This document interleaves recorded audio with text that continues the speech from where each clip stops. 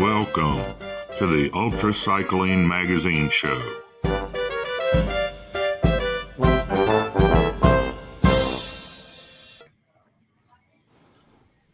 Well, hello everybody.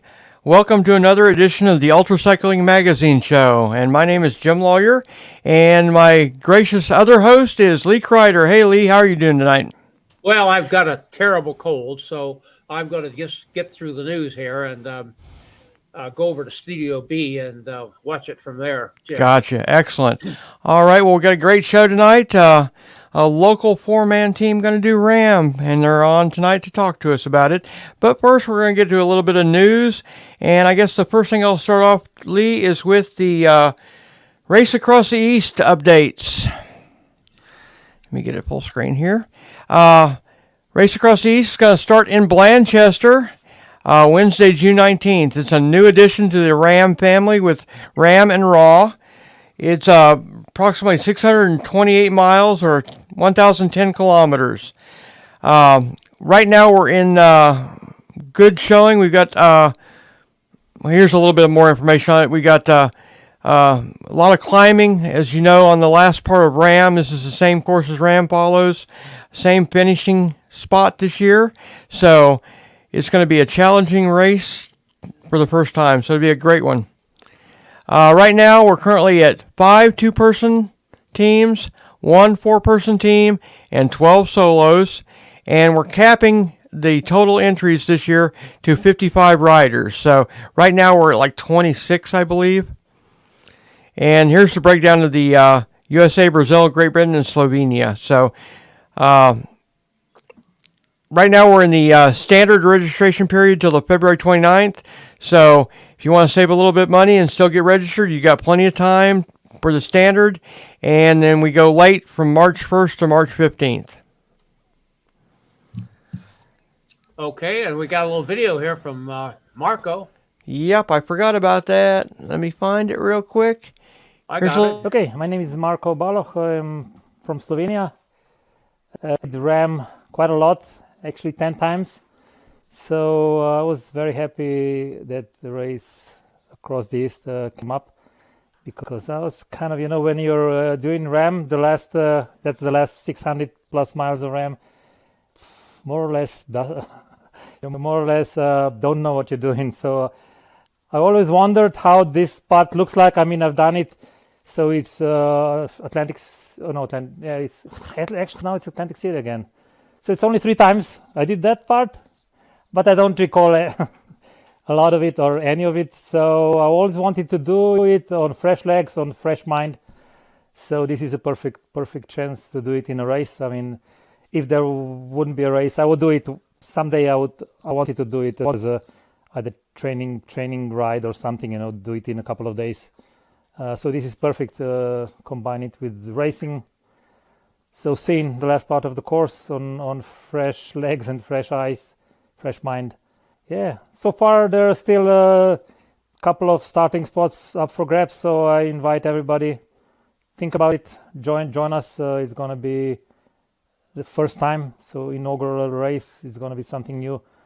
And we're going to have fun. So join us. Yep, it's going to be a great race. I'm glad to have Marko aboard for that. Very good veteran and very good racer. Hey Lee, I messed up and I can't read tonight, and couldn't follow the show notes. So do you want to talk about, or do you want me to talk about who sponsors us? Why don't you go ahead and do that, Jim? All right. Yeah, UltraCycling magazine is brought to us by the Ohio RAAM Tide Stations. We've got 3 of them. Time station 41 in Oxford, 42 in Blanchester, and 43 in Chillicothe. And we can't say enough about the sign man, Mike Minium. We put signs up on most of the route through Ohio for the riders and racers and for the awareness of the general public that there's a race going on. And you can buy these signs at our time stations for $10. And everyone you buy puts one more out. Correctly? That's right. And Jim, put that ticker up telling people to give Yep. their comments and questions. I see we already have one, but I don't have anything more on Calvin's challenge. We're still waiting for information on that. Hopefully that'll come through pretty soon. Coal Country Roubaix, we're supporting them. They picked up a couple new registrants this week. We're happy for that. And the links are in the show notes, correctly? That's right. All the links for those things are in the show notes. Race Across the East, the Coal Country Roubaix. And we ran into some new people this week, new to us anyhow, up there in the northern part of Minnesota doing a fat tire snow race, the Arrowhead 135. And we were able to get the winning woman and the winning man on the on a recording today. Take a listen. My name is Nick Nygaard, and I am from Duluth, Minnesota. Kate Coward from Minneapolis, Minnesota. We've just finished the Arrowhead 135. The Arrowhead 135 is a foot, bike, or ski race that starts in International Falls and finishes in Tower, Minnesota, along snowmobile trails connecting the two. I've admired Kate greatly.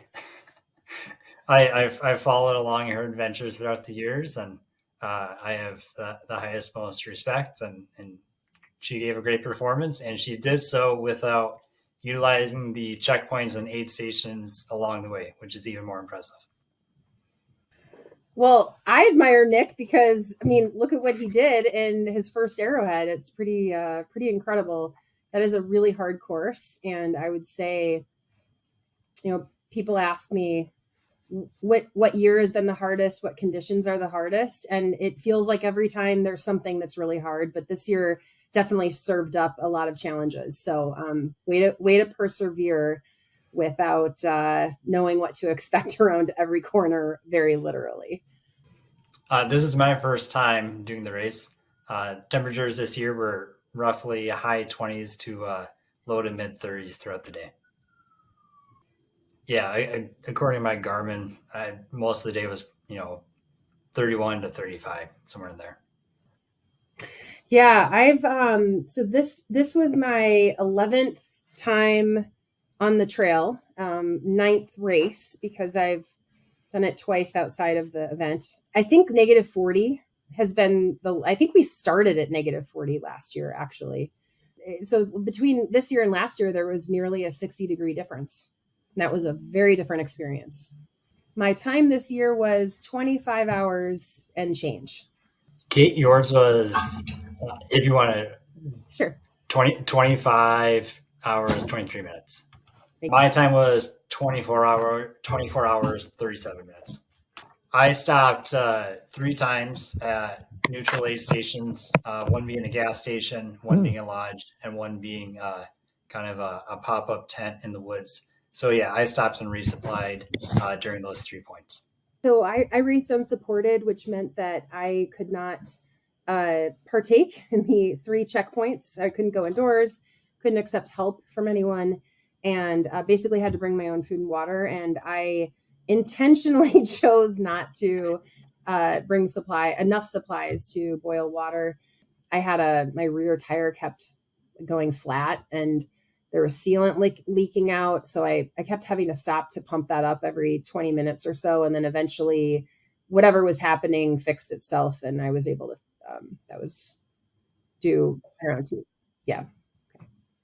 7 minutes. I stopped for 7 minutes once at checkpoint 3. You can learn about the Arrowhead 135 by checking the show notes below the video. That was great, Lee. That was a good conversation with them. So if you want to, if you like it cold and you're in the fat tires, you might want to check that out. There's a link in the show notes, as he said. There you go.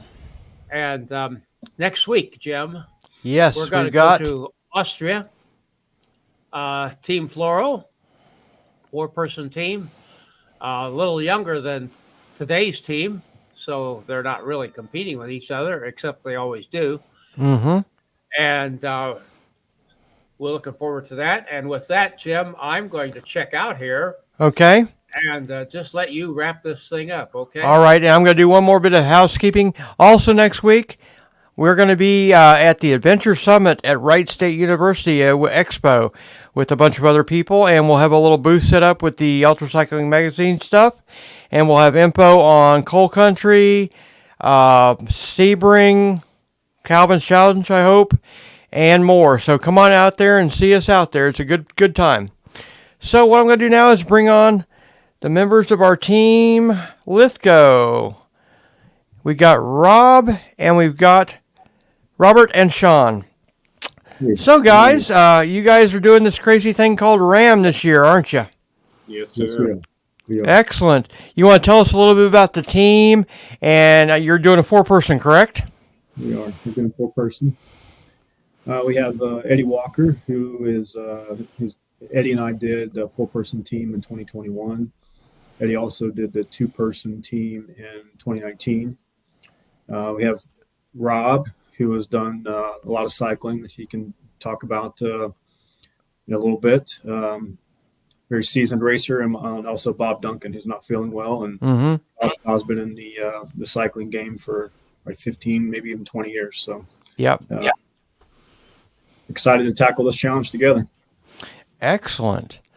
Now, your 4-person team, how many of you guys are veteran RAAM raw racers? And what was your experience like last time?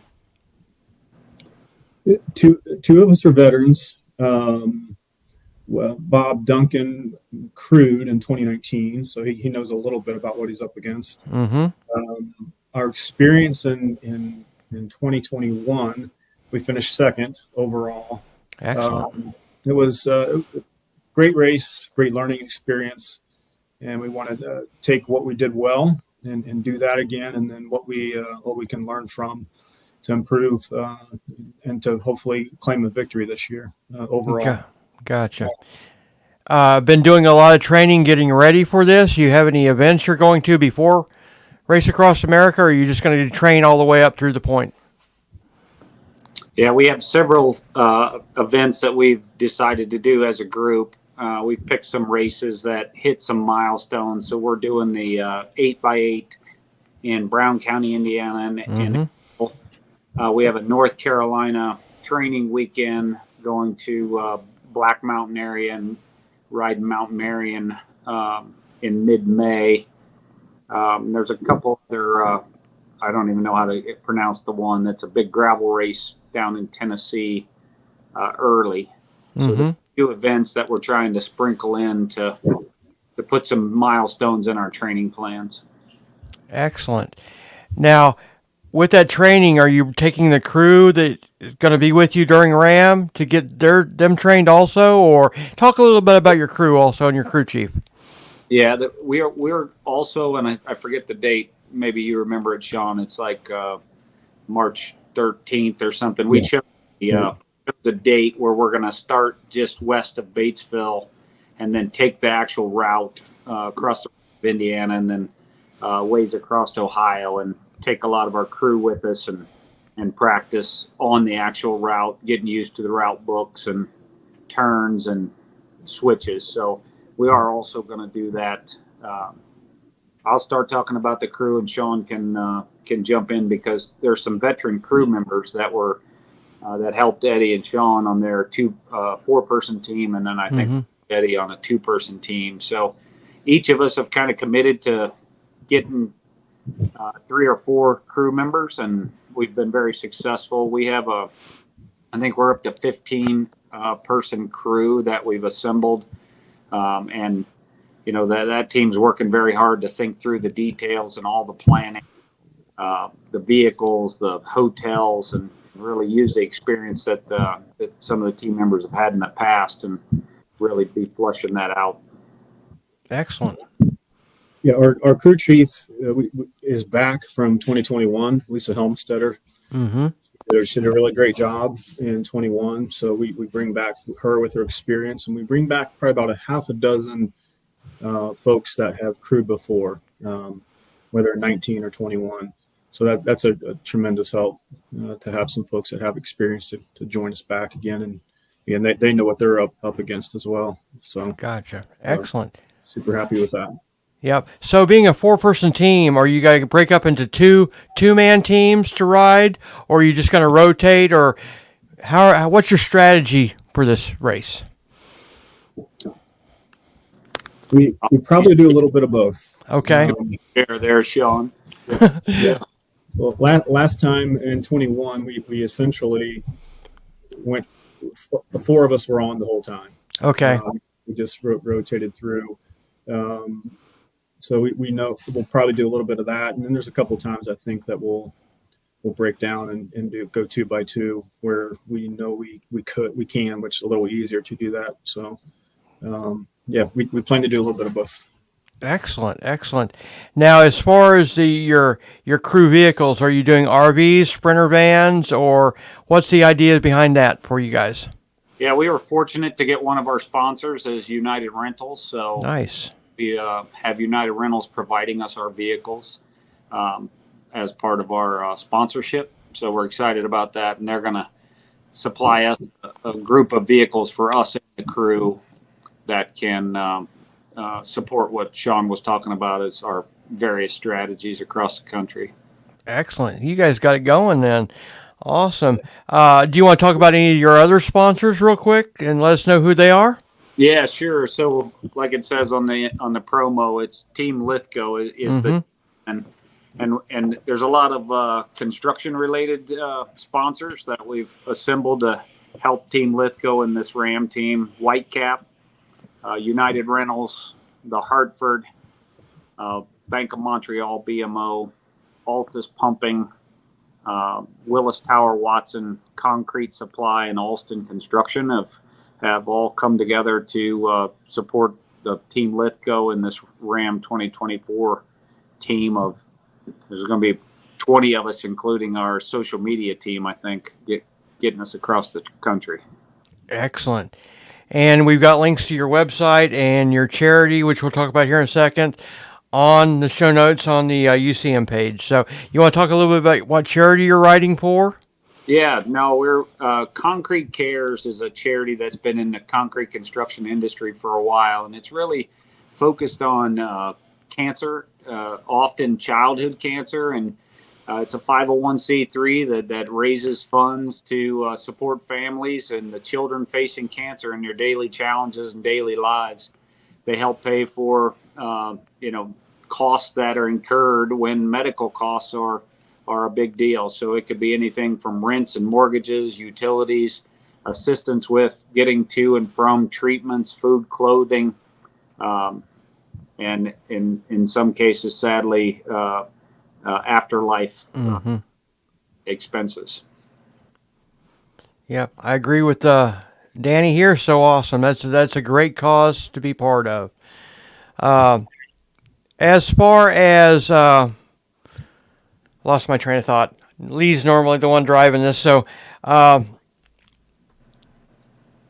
any surprises you think you might have based on your past experience, or are you kind of working through all those kind of things for this year?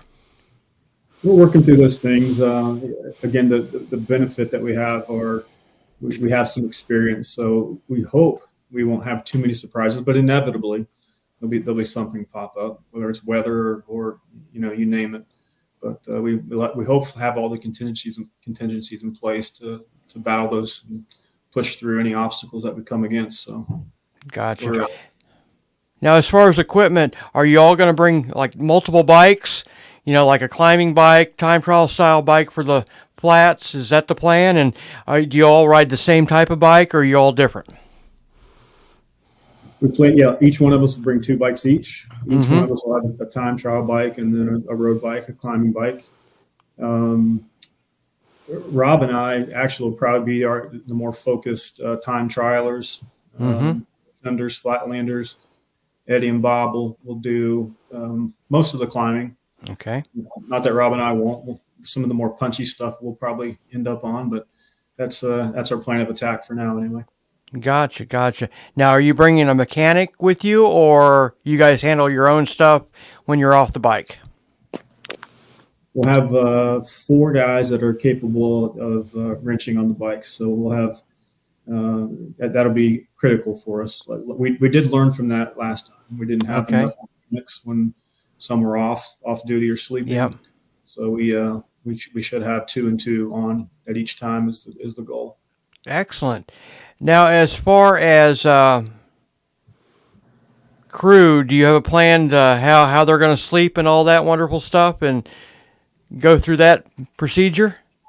Yeah, one of the benefits of having an experienced crew is we can task the crew chief with taking that crew and talking them through independent of us. Mm-hmm. As racers, we focus on our mantra this year is nobody cares, pedal harder. Yeah, that's awesome. Are working on the plan for their sleep and how they rotate forward. We've contemplated both a series of RVs or hotels, and I think settling on a hotel scheme or strategy to get them out in front, and hopefully we can have enough. They've got a plan to have people supporting and then relaying so they can sleep. Gotcha. Now, as far as food and nutrition, do you have a plan about that? Are you doing liquid or a mixture of liquid and solid, or is it based on each rider? I think it'll be based on each rider, but the one thing that we learned last year is we went probably overstocked with food. And the one thing that we learned is that palate fatigue is a real thing. So what you wanted one day ago is not what you'll want in 48 hours. So I think once we get through the desert and then the Flagstaff, things, stores, gas stations, et cetera, become a little bit more prevalent. So we just got to get from California to Flagstaff, and once we get through there, I think even picking up some restaurant food occasionally was wonderful. Chipotle was a game changer for me a couple of times. So there you go. Excellent. Now, you brought up the desert. How are you guys preparing for the possible heat that we usually have at the beginning of the race?